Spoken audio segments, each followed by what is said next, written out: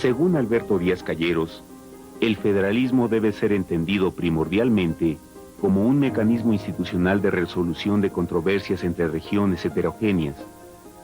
De aquí que tanto la liberación comercial como la creciente pluralidad política hayan convertido al federalismo en un tema de estudio cada vez más importante para la ciencia política mexicana. Sin embargo, a juicio de este autor, las investigaciones mexicanas sobre esta materia han tendido a concentrarse en los enfoques históricos o en la crítica a las teorías construidas en el siglo XIX y se han dejado atrapar por lo que él identifica como 10 mitos sobre el federalismo mexicano. Este programa estará dedicado a revisar cada uno de ellos. Hay que destacar que la heterogeneidad es un componente esencial de todo sistema federal. De hecho, los sistemas federales han surgido de situaciones en donde se integran entidades diversas, de entidades federadas en el espacio político, pero también ha sido claro que otra de las variables importantes del federalismo es su capacidad de reconocer la diversidad en otros terrenos, como en el terreno cultural, en donde también factores como idioma o religión pueden formar parte de las variables integradoras del federalismo, con lo cual tanto a nivel político, territorial o cultural, el federalismo es capaz como sistema de integrar esa diversidad y por lo mismo todas las formas de heterogeneidad social. El federalismo lo que quiere recuperar y armonizar a un tiempo es la heterogeneidad regional. En sus orígenes, el sentido del federalismo es justamente la unión entre partes diferentes que precisamente por serlo, por ser distintas, no logran conformar una unidad estatal. Por lo tanto, depositan sus diferencias, depositan su diversidad, depositan sus características singulares en una bolsa común a través de la cual todos resultan beneficiados. Este es el origen del Pacto Federal.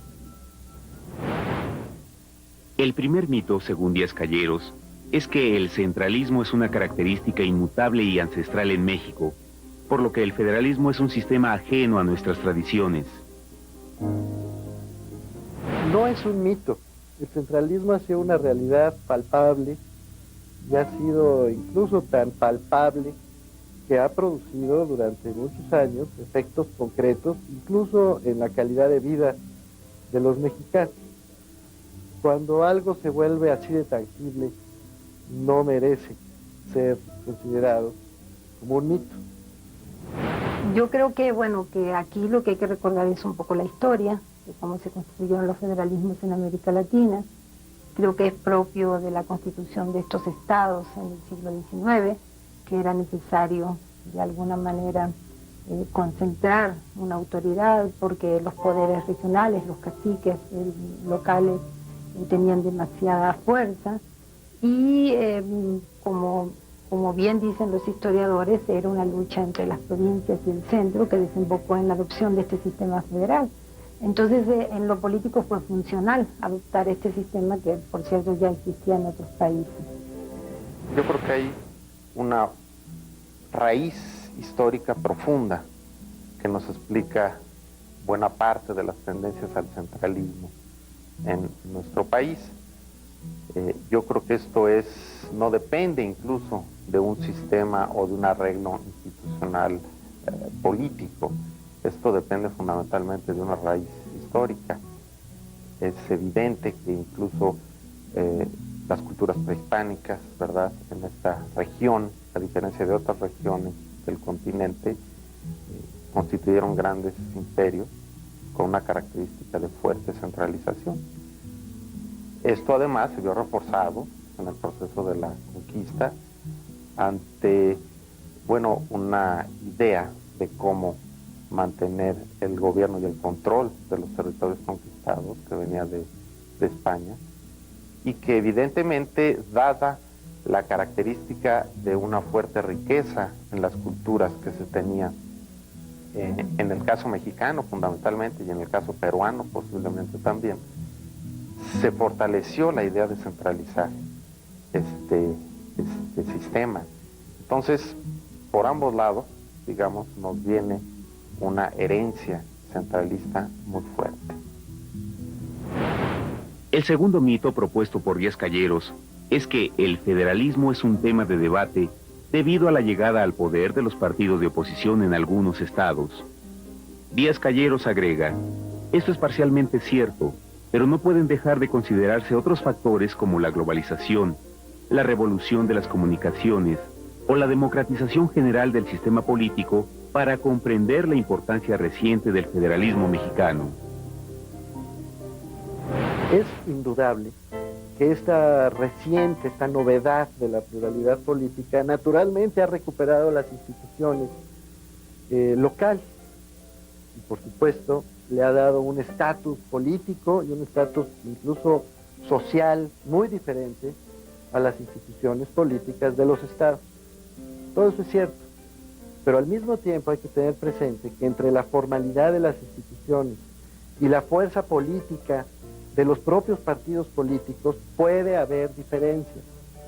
No es lo mismo un aparato político que tiene como principal propósito la conquista del poder y la conservación del poder que una institución política que tiene como principal propósito el otorgamiento de seguridad a los ciudadanos y la distribución de los bienes públicos de la manera más justa entre esos mismos ciudadanos.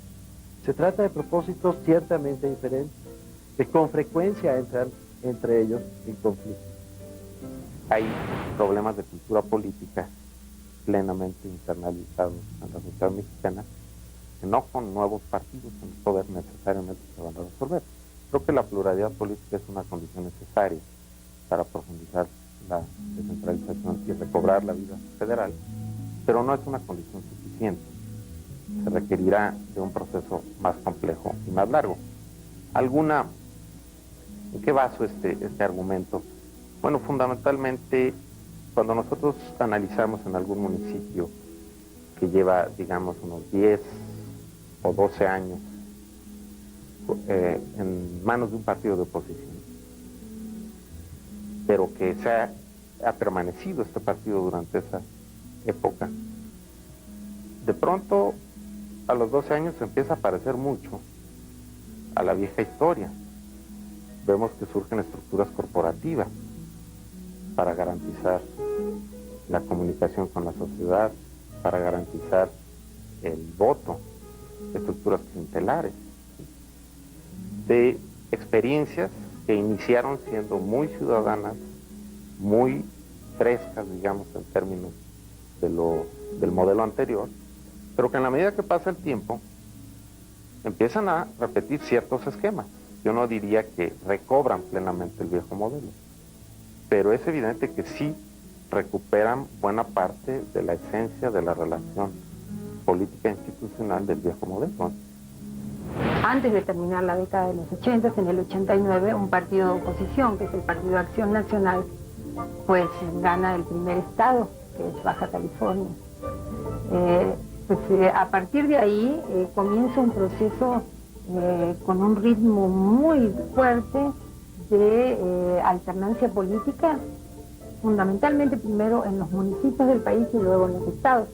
Cuando nosotros comenzamos a investigar sobre los municipios a principios de los 90, el PRI controlaba el 90% de los municipios del país, en la actualidad es el 57%, y el PAN tenía un 3%, y actualmente tiene un 11% de los municipios.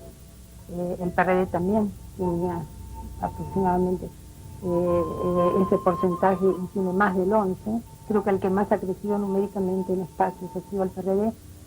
Pero además el peso de las regiones y de las ciudades se ha transformado. La importancia que tienen las ciudades de la frontera, Tijuana o Ciudad Juárez, en todo lo que es la economía regional, en la articulación de la economía nacional a la globalización es fundamental.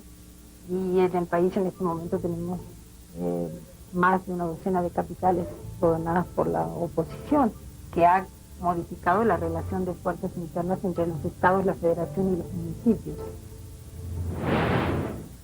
Los cambios tecnológicos tienen un impacto fundamental en la reorganización de los regímenes políticos, debido a que estos cambios tecnológicos permiten una mayor flexibilidad en los sistemas de producción.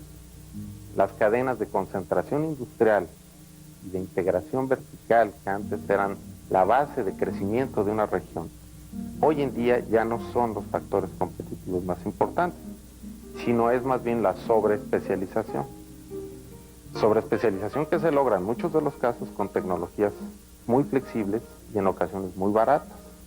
Esto permite entonces que lo que antes era impensable en una región poco industrializada, de un día para otro se instalara un grupo de empresas de alta tecnología.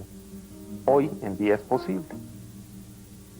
Entonces esta flexibilidad, estos cambios en los criterios de localización de la inversión y de la actividad económica, de pronto hacen que en cualquier región del mundo, por alguna consideración, puede ser importante para un grupo de empresas instalarse, y resulta que los gobiernos locales no están preparados para esto, porque se pensaba que las inversiones prioritariamente iban a ir a otras regiones. Esto ya lo vemos muy claramente en Europa, ¿no? El sur de Italia, zona que había sido claramente marginada del desarrollo económico, de pronto empieza a tener un vigor en la inversión de diversos tipos, igual el sur de España. Y entonces, bueno, lo que es evidente es que los gobiernos locales en todo el mundo empiezan a jugar un nuevo papel que tiene que ver con el desarrollo local, con el desarrollo económico. Cuando esto no es así, se generan cuellos de botella importantes en los procesos de integración económica de la mencionada globalización.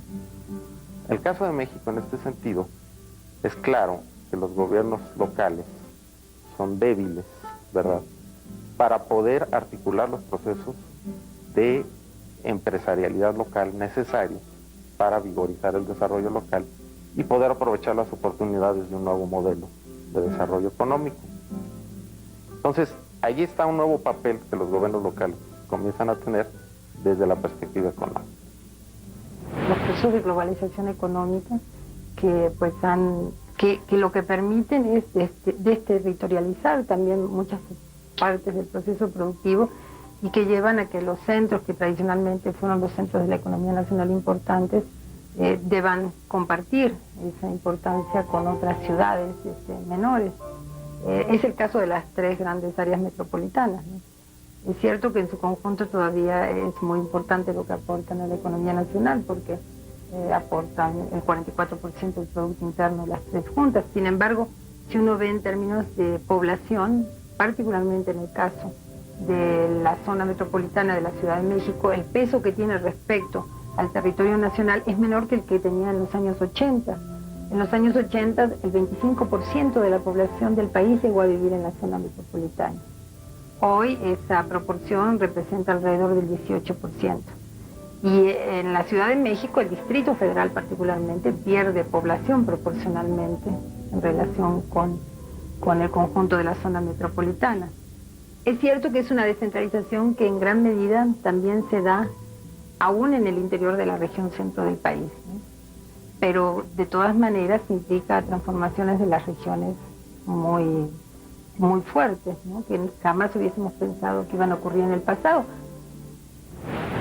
El tercer mito es la creencia de que la reproducción del presidencialismo en los niveles locales dará lugar a cacicazgos que sustituirán el centralismo. Para Díaz Calleros, por el contrario, los cambios más generales en el régimen político mexicano han sustituido la figura de los caciques y los caudillos de principios de siglo. La estructura de poder regional es hoy radicalmente distinta de lo que fue al comenzar el siglo XX y, en consecuencia, la reproducción local del presidencialismo es ya imposible. El cacicazgo es un sistema político que tiene varios supuestos que ya no existen. Uno es el del relativo aislamiento geográfico social de las regiones, lo cual también es un hecho del desarrollo que ha articulado cada vez más las regiones y por lo mismo esa variable ya no existe. Otro es el de la impunidad abierta, territorialmente localizada, lo cual afortunadamente también es una variable que está cerrándose.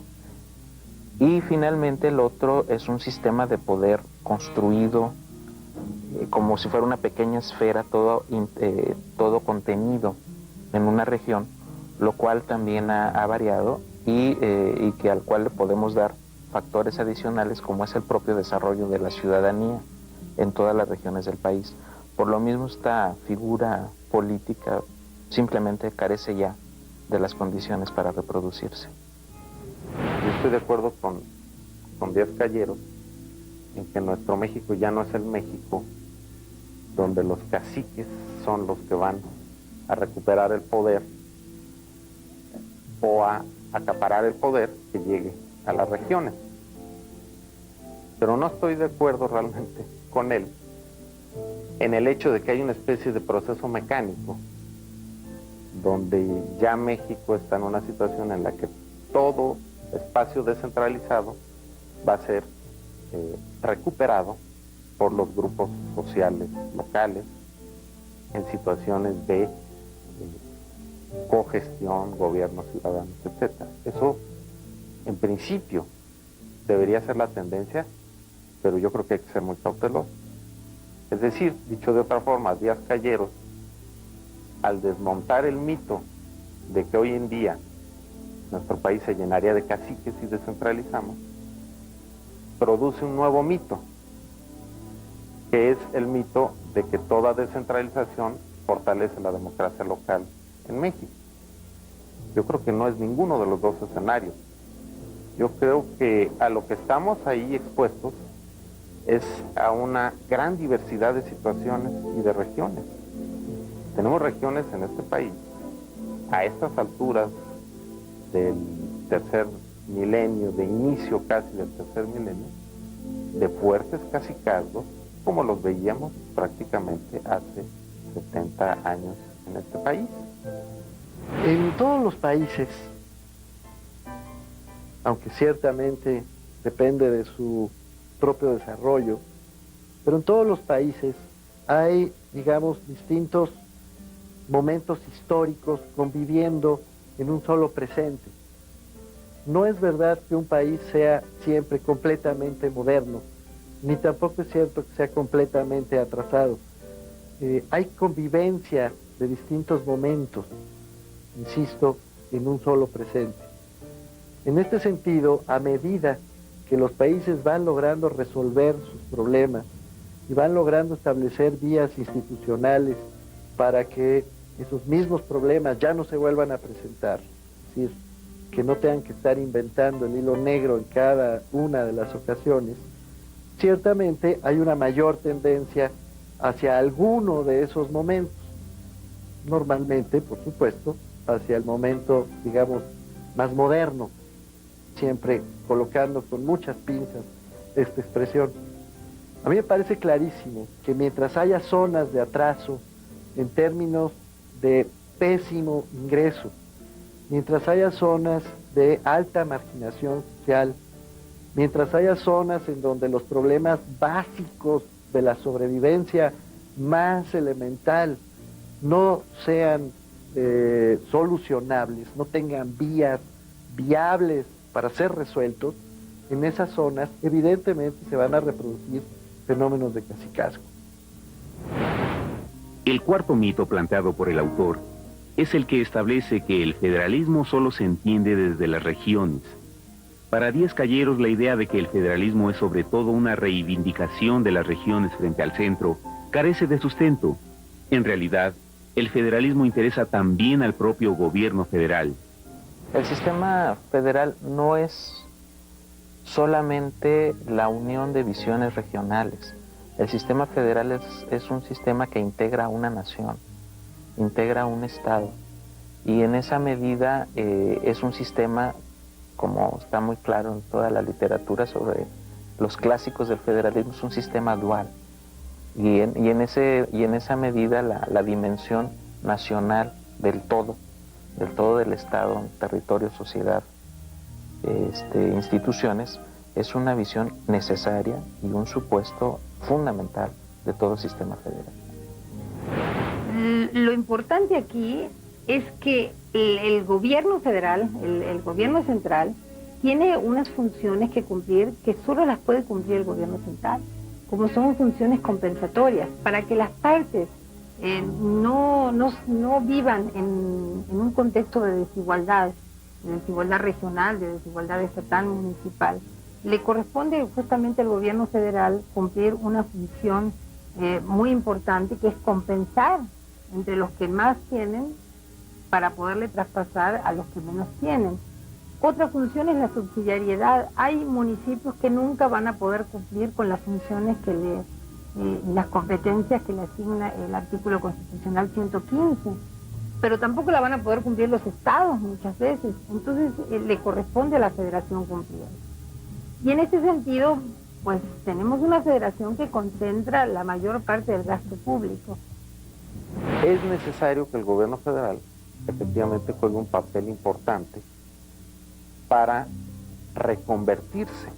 El gobierno federal, dada la tradición en la que venimos, ha jugado el papel de diseñador de la política, implementador de la política, evaluador de la política, y de alguna forma los gobiernos estatales pues lo auxilian en esta labor. Este es el modelo del que venimos.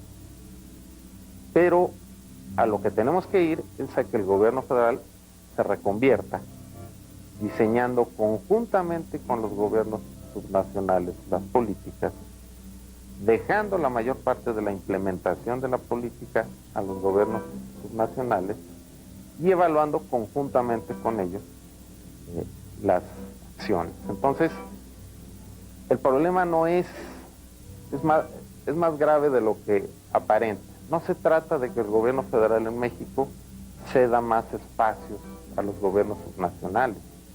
Se trata de que se reconvierta de ser una agencia ejecutora y hacedora de prácticamente toda la agenda de políticas públicas a ser agencias reguladoras y orientadoras. El quinto mito gira en torno a la idea de que, para generar un federalismo que funcione, basta con lograr una efectiva descentralización administrativa. Frente a esta afirmación, Díaz Calleros sostiene que la descentralización es en realidad un propósito mucho más complejo que atraviesa no solo por la revisión de las atribuciones políticas de estados y municipios, sino también por sus capacidades económicas y financieras. Creo que Díaz Calleros tiene razón cuando insiste en que no confundamos, por favor, no confundamos más federalismo con descentralización. Por cierto, yo agregaría, no debemos confundir tampoco descentralización con democratización, porque ciertamente en esas confusiones, un poco provocadas por un sentido romántico de la política, pues se generan distorsiones que al final de cuentas no ayudan ni a la teoría ni a la práctica. En México hemos tenido en los últimos años, sobre todo en el discurso gubernamental, una asociación equivocada entre descentralización y federalismo.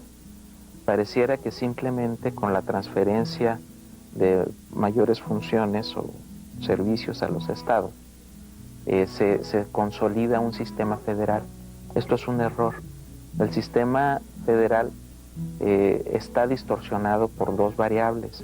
La primera es porque estos procesos de descentralización todavía el centro, es una estructura vertical, decide sus cuándo, sus cómo y de qué manera, lo cual anula las capacidades reales de decisión de las entidades, por lo cual es una descentralización incompleta. Hay que darle otra dimensión que fortalezca capacidades de decisión, no operativas, que realmente ha sido la discusión.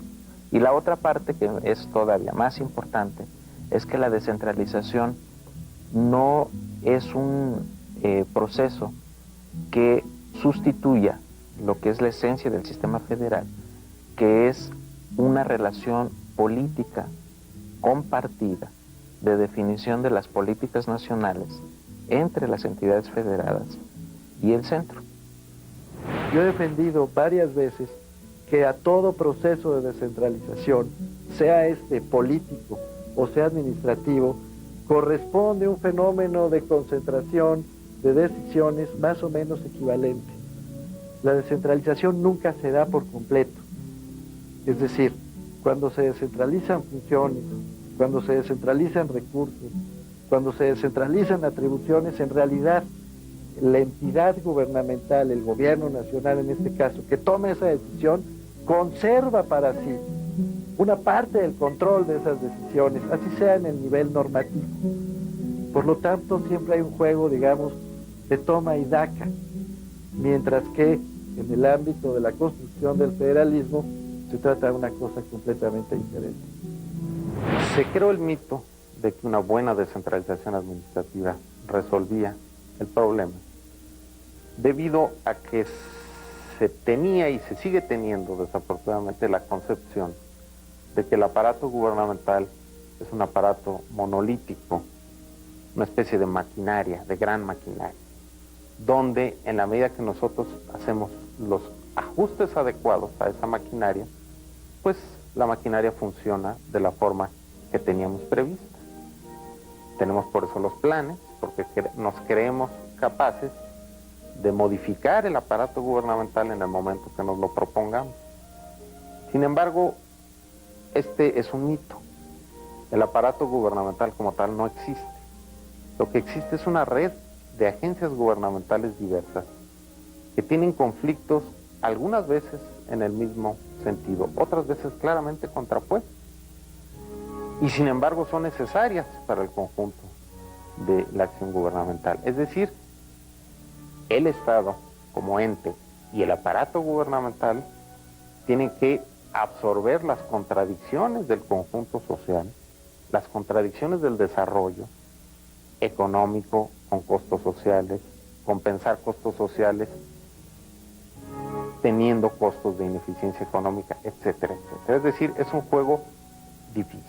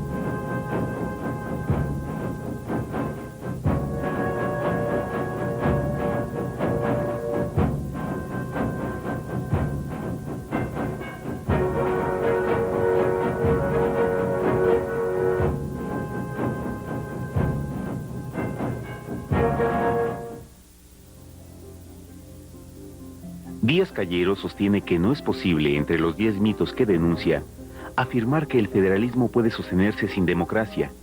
Si bien reconoce que esto pudo ser cierto en otras épocas, en nuestros días el federalismo y la democracia se requieren mutuamente. Creo que este justamente es uno de los no mitos de Díaz Callero, ¿no? Y no solamente pensando en el caso mexicano, sino pensando en las dictaduras del Cono Sur, de Argentina o Brasil, que tenían regímenes federales y que durante muchas décadas no hubo más que un régimen de terror, ¿no? Ni siquiera una democracia acotada o restringida o limitada. Pues en este sentido yo sí creo que el federalismo es una forma de organización política, administrativa y territorial, pero los regímenes políticos se pueden superponer encima de esta forma de organización y continuar funcionando. Hay casos de regímenes políticos, en el caso de Argentina, por ejemplo, donde los gobernadores los designaban las juntas militares y el sistema de alguna manera conservó formalmente su carácter de un sistema federal. Por suerte en México sí parece ser que avanzan junto democracia y federalismo. Aquí estamos frente a dos características, pero que se refuerzan mutuamente. Decíamos que un sistema federal por definición es flexible, es un sistema de cooperación y competencia a la vez, es un sistema de ajustes permanentes y de generación de acuerdos. Es difícil pensar que eso se dé en un sistema no democrático. Un sistema democrático evidentemente facilita el buen funcionamiento de un sistema federal, dado que las mesas de negociación, las instancias de generación de consensos y los procesos de ajuste mutuo son la característica de un sistema federal y son a la vez la característica de un sistema democrático. Por otra parte, los países democráticos no federales hoy en día en el mundo tienen problemas. ¿Por qué? Bueno, pues simplemente porque las regiones comienzan a sentir que su expresión democrática no es suficientemente recogida por la estructura gubernamental central. Por supuesto que en la medida en que la democracia empieza a establecerse, al menos en el ámbito procedimental y por lo menos en el ámbito de las restricciones institucionales que exigen de los gobernantes un determinado comportamiento, creando incentivos concretos para que los gobernantes en efecto estén vigilados y en efecto puedan ser sancionados en caso de tener conductas distintas a las que formalmente deben de tener. Si todo eso se da, evidentemente el sistema federal, que es a fin de cuentas un sistema basado en un diseño de instituciones, va a funcionar mejor. Pero va a funcionar mejor cualquier otro sistema. ¿Qué quiero decir con esto? Con esos mismos procedimientos, con esos mismos mecanismos de vigilancia, con esos mismos esquemas de debate público, con esos mismos incentivos para que el gobernante, los gobernantes, tengan una responsabilidad pública, actúen realmente en apego a esa responsabilidad, con esa lógica funciona igual un sistema político unitario que un sistema político federal. Es decir, no hay una relación automática entre más democracia y más federalismo, como no hay tampoco una relación automática entre menos democracia y más régimen unitario. No existe esa fórmula. Se trata de cuestiones que tenemos que saber y aprender a analizar por separado. Yo diría que tenemos que aprender, este es un mensaje que me importa mucho dejar grabado, tenemos que aprender a descargar de posturas normativas, de posturas ideológicas, de lo que nos gustaría que ocurriera, lo que es en realidad un análisis serio de ciencia política que tiene que sujetarse a la evidencia de los hechos tangibles, mucho más que a lo que nos gustaría que ocurriera. Para Díaz Calleros es también un mito afirmar que el federalismo requiere la delimitación de facultades exclusivas en cada ámbito de gobierno. Desde otro mirador, Díaz Calleros apuesta en cambio por las relaciones intergubernamentales y multifuncionales.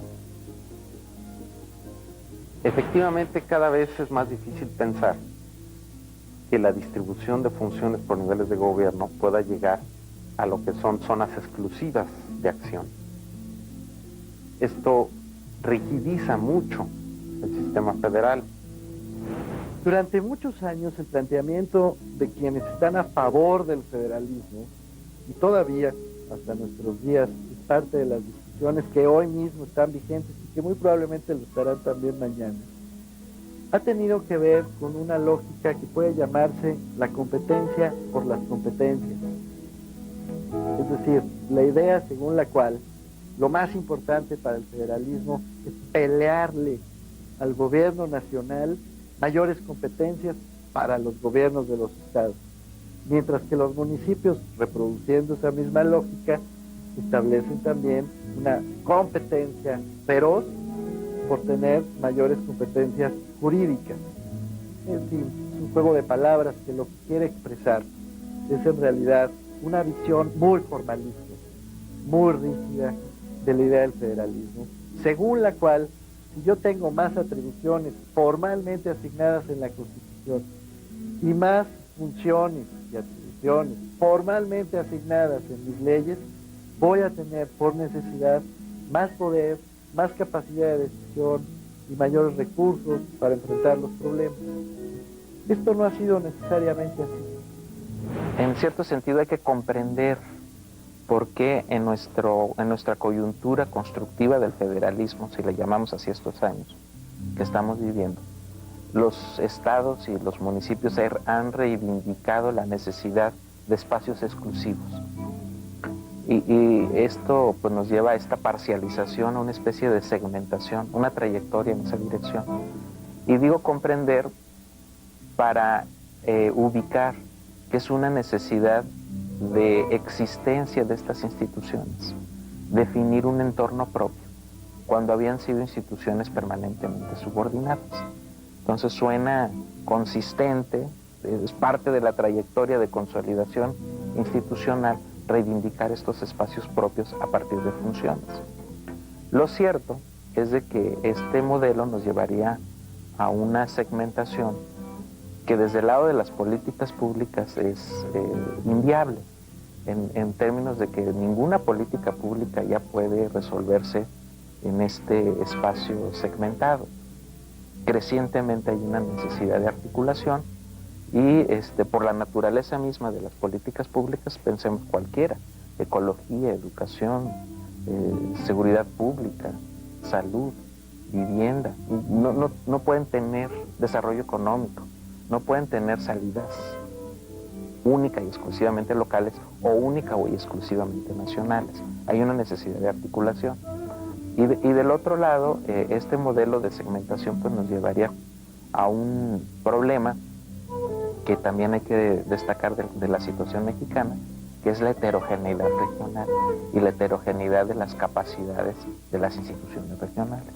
Entonces va a haber instituciones en donde sean perfectamente capaces en estados y municipios de asumir más o menos contenidos de una política nacional, y otras que definitivamente requieren de la intervención complementaria y coordinada de los estados o de la propia federación. Entonces la heterogeneidad también nos conduce a un modelo compartido y coordinado de políticas nacionales. El siguiente mito señalado por Díaz Calleros se refiere a que federalismo y municipalismo son la misma cosa. Si se fortalecen los municipios, se tendrá un sistema federal más fuerte. Para Díaz Calleros esta afirmación tampoco se sostiene en la evidencia empírica, pues los intereses políticos de estados y municipios no solo son diferentes, sino que incluso pueden ser antagónicos. Hay que recordar que el federalismo es, a final de cuentas, el pacto, repito, entre entidades federativas que deciden reunirse, pero no es el pacto que incluye como parte contratante a los municipios. Esto no hay que perderlo de vista. Los municipios son parte de las entidades federativas y como tales forman, de nuevo, valga la redundancia, parte de la federación, pero no son en sí mismos parte contratante, no en una visión constitucional formal. En este sentido hay un conflicto de origen. El municipio quiere, naturalmente, ser tratado, digamos, de igual a igual, como se trata a los gobiernos de los estados.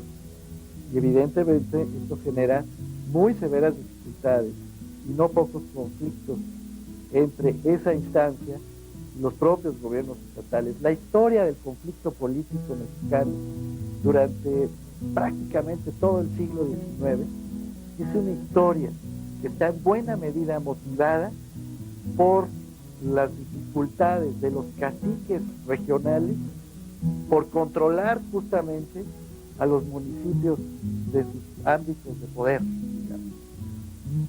Esos conflictos, que se volvían al final del día conflictos regionales, eran a la vez el pretexto, la causa, el incentivo, según la posición del historiador que lo diga, para que el gobierno nacional fuera interviniendo paulatinamente a lo largo de las regiones, tranquilizando los conflictos, pero al mismo tiempo recuperando para sí mayores cuotas de poder. Alberto Díaz Calleros hace muy bien en recordarnos que no toda idea municipalista es intrínsecamente fortalecedora del federalismo. Ha habido episodios, incluso en la historia de México, donde el fortalecimiento de los municipios ha sido utilizado como una herramienta para debilitar a los gobernadores y a los estados. Entonces, yo creo que ahí es un punto interesante que no debemos de olvidar. Creo que efectivamente un municipalismo excesivo, ¿sí?, nos alteraría la dinámica de la reconstrucción federal. Sin embargo, no olvidemos que si el federalismo está renaciendo o vigorizándose en México, es gracias fundamentalmente al gobierno municipal. Son realmente los gobiernos locales los que comenzaron de abajo hacia arriba a impulsar la descentralización.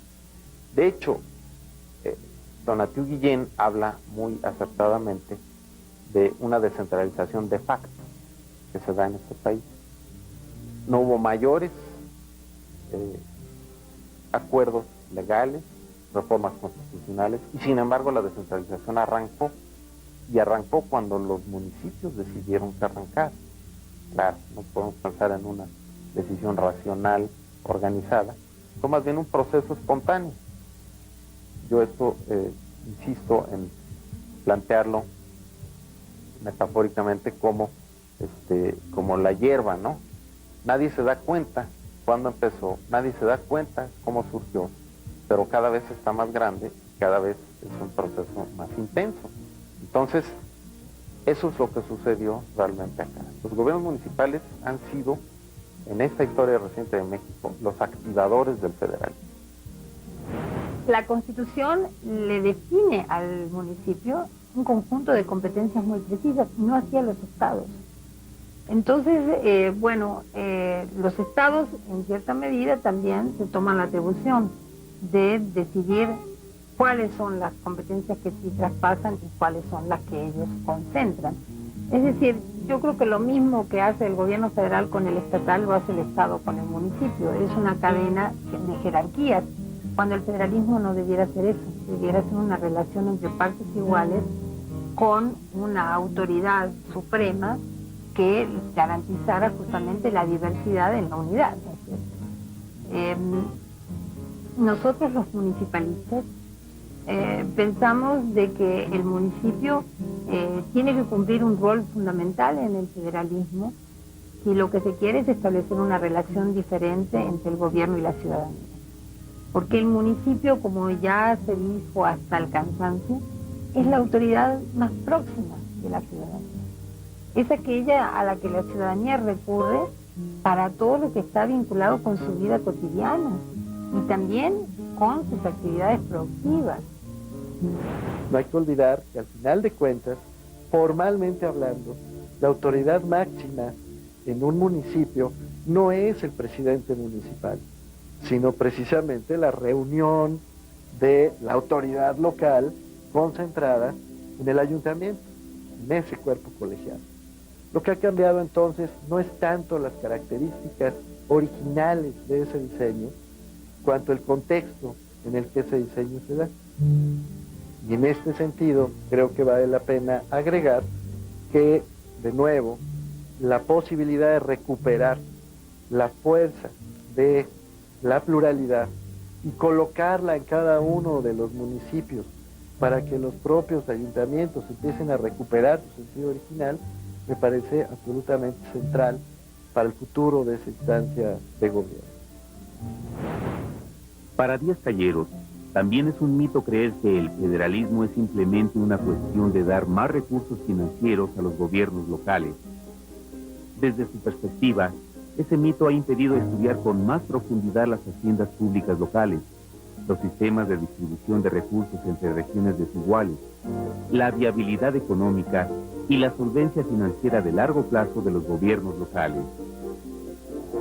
Si bien es cierto que la mayor parte de los debates federalistas se ha desenvuelto a partir de la lógica de la competencia por las competencias, como decía yo hace un momento, también es verdad que, digamos, desde un mirador más gubernamental, los propios presidentes municipales de su ámbito, pero sobre todo los propios gobernadores de los estados, los gobiernos de los estados en general, han tendido a subrayar la necesidad de que el federalismo se asocie con más dinero para ellos. Es decir, que los gobiernos de los estados tengan más recursos, más dinero, más posibilidades de gasto público.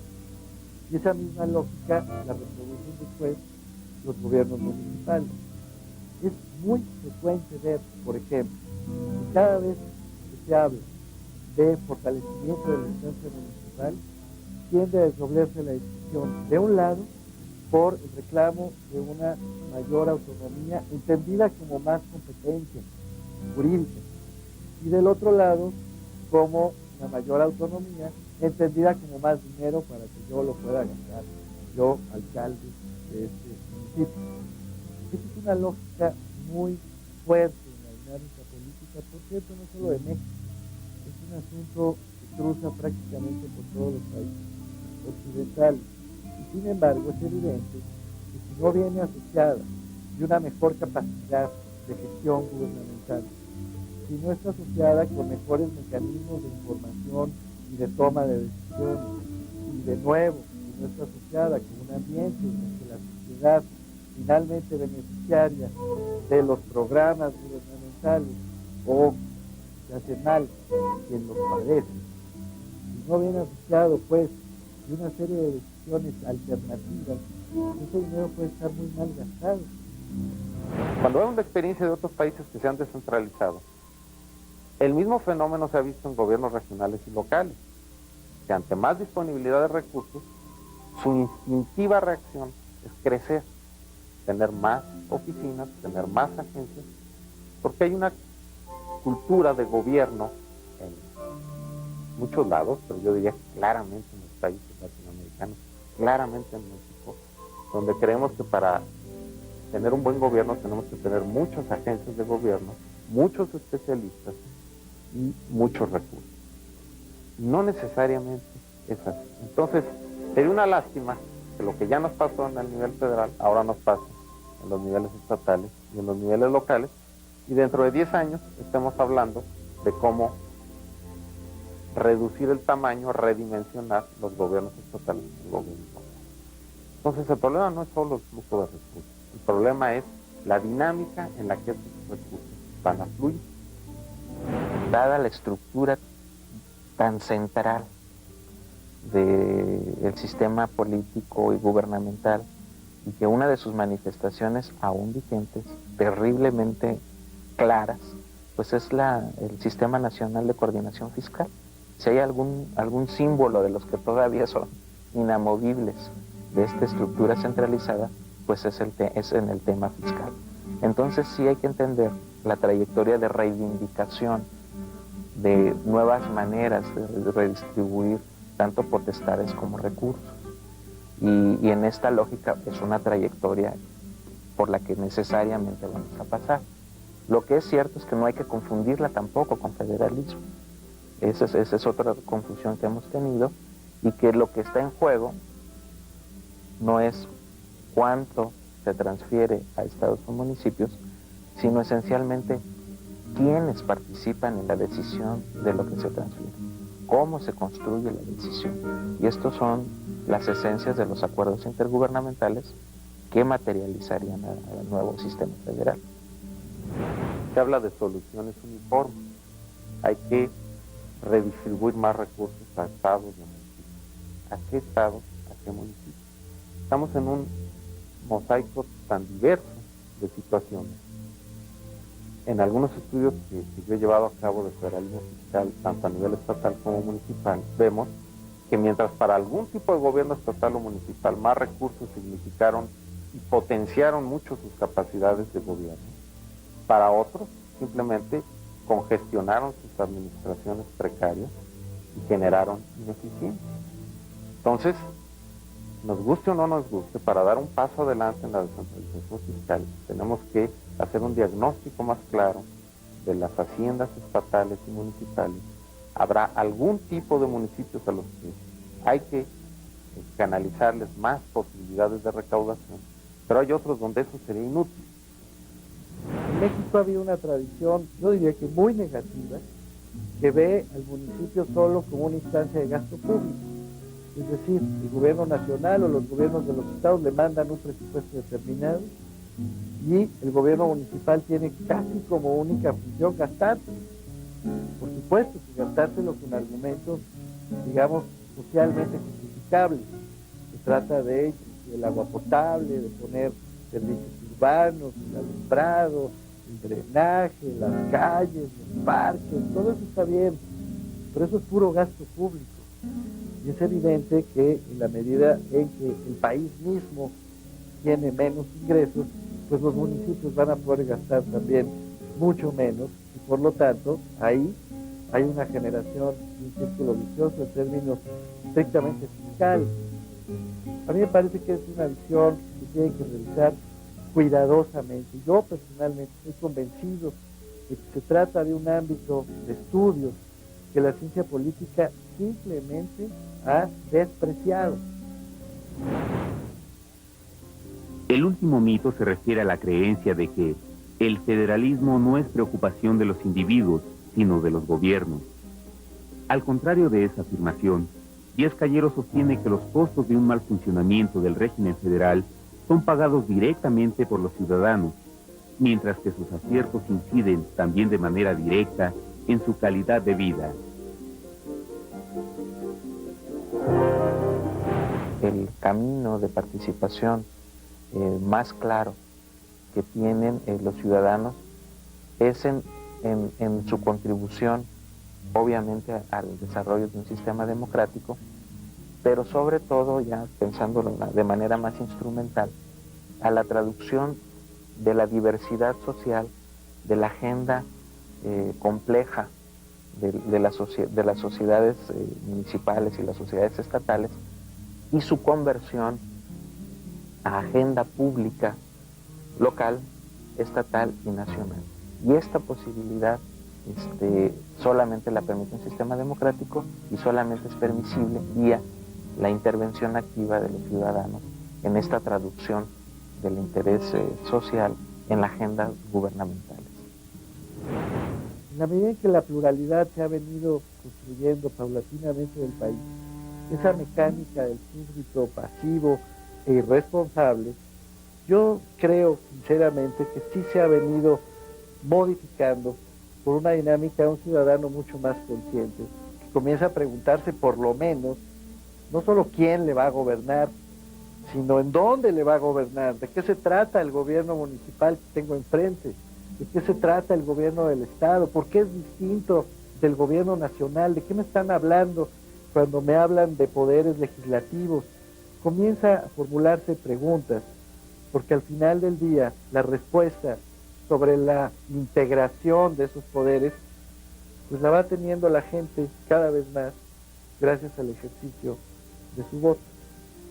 Por este motivo creo que tangencialmente se ha venido introduciendo una mayor conciencia, no necesariamente por la vía de la divulgación de los valores federales en sí mismos, y sin embargo sí ha tenido, digamos, una influencia definitiva en la concepción de las instituciones políticas locales. Hay una ausencia muchas veces de qué puede significar esto para el individuo, para el ciudadano, y cómo puede contribuir a la reconstrucción del federalismo. Yo creo que hay hechos que ya podemos observar para el caso mexicano. Yo mencionaba que en estudios que se hacen se puede ver cómo los gobiernos municipales, por ejemplo, hay un buen grupo de gobiernos municipales que tienden mucho a la innovación. A la innovación me refiero a nuevos sistemas de interacción con los gobernantes, instancias de deliberación de los programas locales, etcétera. Entonces, ya en el nivel local han estado jugando y empieza a jugar un papel importante el ciudadano, que claro, no lo concibe como una responsabilidad de reconstruir el federalismo, pero claramente cuando el ciudadano vigila a su gobierno local de cerca, está contribuyendo enormemente al federalismo. El municipio, como decía un autor muy citado por los clásicos, pero también en la actualidad, debiera asumir ese papel de ser una escuela de la democracia. Desgraciadamente no lo ha sido en muchos municipios porque han predominado prácticas caciquiles, autoritarias, discrecionalidad, pero es en lo local donde existen todas las potencialidades para que sí se modifiquen esas prácticas. Y en este sentido, las bases para sustentar una gobernabilidad democrática se podrían dar en el municipio mejor que en ningún otro lado, porque las posibilidades de efectivizar una participación ciudadana, que la ciudadanía realmente intervenga en los asuntos públicos y que pueda decidir e incidir en los procesos de toma de decisiones, solo es posible a nivel local. Es decir, a nivel estatal o a nivel de la nación en su conjunto, las formas de representación y de participación son otras.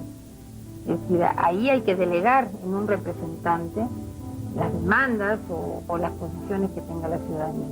Es en lo local realmente donde se puede modificar esta relación y sentar las bases de una gobernabilidad democrática.